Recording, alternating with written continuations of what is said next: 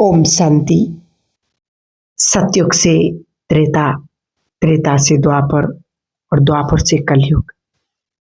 और अब ये एक काल चक्र समाप्त होने का समय आ गया है। कलयुग अपने अति में पहुंच गया है, जहां स्वास्थ्य का हाथ भी ऊपर उठ गया है। अर्थात हर प्रकार की इस कलयुग में अति हो गई है। लेकिन ऐसे अति के समय में जब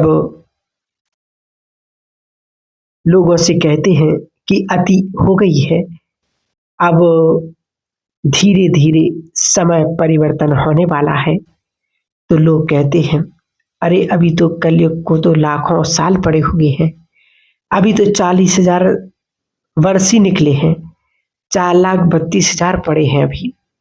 अभी तो कलयुग बच्चा है। लेकिन सोचने की बात है कि अगर बचपन की अवस्था में ही ऐसे ऐसे अत्याचार, पापाचार, भ्रष्टाचार हो रहे हों, तो वृद्ध काल में तो क्या होगा। इसलिए अब बहुत गई, थोड़ी की भी अब थोड़ी आधी बची है। अब ज्यादा समय नहीं है। अब कलयुग बच्चा नहीं है, अब थोड़ा सा बचा हुआ है। इसलिए जो गरुड़ पुराण के अंतिम लक्षण बताए गए हैं, वो तो सारे इस समय प्रैक्टिकल में हम सब देख रहे हैं। साथ ही साथ बहुत सुंदर कवि ने बहुत सुंदर गीत गाया है कि श्री रामचंद्र कह गए सिया से, ऐसा कलयुग आएगा जहां क्या नहीं होगा। और एक एक बात बहुत स्पष्ट रीति से वर्णन किया गया है कि कलयुग के लक्षण क्या है। और एक एक और गीत उन्होंने का है कि देख तेरे संसार की हालत क्या हो गई भगवान, कितना बदल गया इंसान। और सचमुच मनुष्य कितना बदल चुका है। कवि प्रवीण जी ने ये बहुत सुंदर लाइनें कही। तो वास्तव में ये तीव्र परिवर्तन करीबन 100 साल के अंदर देखने को मिल रहा है। इसलिए अब इस समय संधि काल का है, जो कलयुग अंत और सतयुग आदि का संधि काल का समय, जिसको कहा जाता है पुरुषोत्तम कल्याणकारी संगम युग। संगम जहां हो रहा है दो युगों का, और जिस संगम के समय पर ही नर उत्तम पुरुष उत्तम पुरुष बनता है, इसलिए उसको पुरुषोत्तम कल्याणकारी कहा गया है। जहां हर आत्मा का कल्याण होने लगता है और हर आत्मा मुक्ति और जीवन मुक्ति के स्टेज को प्राप्त करती है। और इस तरह से पूरा युग परिवर्तन होने का समय आ गया है। समय संकेत दे रहा है, परिवर्तन के संकेत हमें दिखाई दे रहे हैं। कौन कौन से संकेत समय हमें देखने को मिल रहे हैं। सबसे पहला संकेत हमें देखने को मिलता है कि जिस तरह से आज प्राकृतिक असंतुलन की स्थिति आ रही है, जिस तरह से दुनिया में ऐसी ऐसी बीमारियां आ रही हैं जिसका कोई इलाज नहीं है। तो दूसरे शब्दों में यदि हम कहें तो ये रावण राज ही तो है। रावण राज क्यों कहते हैं। भारत में भी एक साधारण मनुष्य तन का आधार लेकर के वो दिव्य ज्ञान के माध्यम से अधर्म का नाश और सत्य धर्म की पुनः स्थापना कर रहे हैं। क्योंकि रावण के लिए देखा गया है कि ऊंची जाति का था, ब्राह्मण था, कोई असुर नहीं था। दूसरा कहा जाता है कि रावण जैसा विद्वान कोई नहीं था। रावण 10 इंसानों जैसी बुद्धि उसके पास थी। तीसरा, रावण जैसी कोई भक्ति नहीं करता था। बहुत बड़ा भक्त था, शिव भक्त था। रावण जैसी शक्ति भी किसी के पास नहीं थी। ब्रह्मास्त्र, सारे दिव्यास्त्र उसको प्राप्त थे और रावण जैसा धनवान भी कोई नहीं था। पूरी लंका सोने की लंका थी। तो अर्थ, बल, बुद्धि और भक्ति सब कुछ रावण के पास था। चारों ही चीजें रावण के पास थी। तो आज का मनुष्य भी अगर देखा जाए, उसके पास भी ये चारों चीजें हैं। सभी प्राणियों में उत्तम प्राणी मनुष्य है, ऊंची जाति का है। मनुष्य जैसा विद्वान कोई नहीं है, बुद्धि है उसके पास। तभी तो आज वैज्ञानिक इतनी चरम सीमा पर पहुंच गए कि रावण की तरह आकाश में उड़ रहा है, समुद्र के नीचे तल से जा रहा है, या हवाई जहाज द्वारा या मशीनों द्वारा। और रावण जैसा शक्तिशाली, ऐसे मनुष्य भी शक्तिशाली है। मनुष्य के पास भी मिसाइल पावर है, और वो मिसाइल के नाम भी जैसे दिव्यास्त्रों के नाम रखे हुए हैं, जैसे ब्रह्मास्त्र, वायुअस्त्र, अग्नि अस्त्र, पृथ्वी अस्त्र, ये सारे नाम रखे हुए हैं। और मनुष्य के पास भी अर्थात धन संपत्ति है। आज विश्व के अंदर देखा जाए तो धन की कमी नहीं है मनुष्य के पास। रात्रि के समय भी अगर देखा जाए ऊपर पूरी दुनिया में, तो सोने की लंका के जैसा ही चमकदार इतना 100 ग्लोमर है दुनिया के अंदर पंप्स। तो आज भी मनुष्य के पास चारों चीज हैं, अर्थ, बल, बुद्धि और भक्ति। लेकिन फिर भी मनुष्य किस ओर आगे बढ़ रहा है? अपने ही सर्वनाश की ओर। जिस तरह रावण का भी सर्वनाश हुआ था। रावण का सर्वनाश का कारण क्या था? 2 बातें उसके सर्वनाश का कारण बनी, जो उसके जीवन की सबसे बड़ी कमजोरी थी। और वो 2 बातें कौन सी? अहंकार चरम सीमा पर था और अनैतिकता जीवन में आ गई थी, चरित्रहीनता उसके जीवन में आ गई थी, इसलिए उसका सर्वनाश हुआ। तो आज के मनुष्य के भी किस ओर आगे बढ़ रहा है? सर्वनाश की ओर। क्यों? क्योंकि मनुष्य जीवन में भी यही 2 कमजोरियां आ गई हैं। अहंकार चरम सीमा पर है और अनैतिकता, काम, क्रोध, लोभ, मोह, अहंकार अपने संपूर्ण चरम सीमा पर दिखाई दे रही है, और वही उसके सर्वनाश का कारण है। इसलिए कहा गया कि मनुष्य भी अपने सर्वनाश की ओर बढ़ रहा है। प्रैक्टिकल देखने को ये मिलता है कि जो समय का संकेत है, वो समय के संकेत भी सारे कहाँ दिखाई दे रहे हैं। ऐसी ऐसी बीमारियां संसार के अंदर बढ़ती जा रही हैं, जिसका कोई इलाज नहीं हो रहा है, कोई दवाइयां नहीं है। मेडिसिन्स सारी फेलियर्स की ओर जा रही हैं। कितना भी इलाज करें, लेकिन कोई दवाई काम नहीं कर रही है। दूसरा संकेत, प्राकृतिक असंतुलन की स्थिति। आज जिस तरह से ग्लोबल वार्मिंग हो रहा है, प्रकृति असंतुलन, कहाँ देखो बाढ़ आ रही है, सुनामी उत्पन्न हो रही है, और कहाँ देखो तो अतिवृष्टि, कहाँ देखो तो जल ही नहीं, सूखा पड़ रही है। तो प्राकृतिक असंतुलन की स्थिति, और इसलिए आज के वैज्ञानिक चिंतित हो रहे हैं, क्योंकि जिस तरह ग्लोबल वार्मिंग बढ़ता जा रहा है, इतना असंतुलन प्रकृति के अंदर जो आ रहा है, ये असंतुलन की स्थिति को देख करके आने वाले समय के सालों में शायद ये प्रकृति के 5 तत्व भी से जो हमें संसाधन प्राप्त होते हैं शायद वो मिलना बंद हो जाए। तीसरा संकेत यही है कि जितने भी मिसाइल से बनाए हैं किसी ने रखने के लिए तो बनाए नहीं हैं। कभी भी और गलती से भी प्रयोग हो गया परमाणु बम का, एक छोटा सा बेबी बम डाला था जापान में, तो उसका जो इफेक्ट्स देखा था, आज तो उससे कई गुना शक्तिशाली परमाणु बम्स बने हुए हैं। क्या समझते हो उसका प्रयोग नहीं होगा?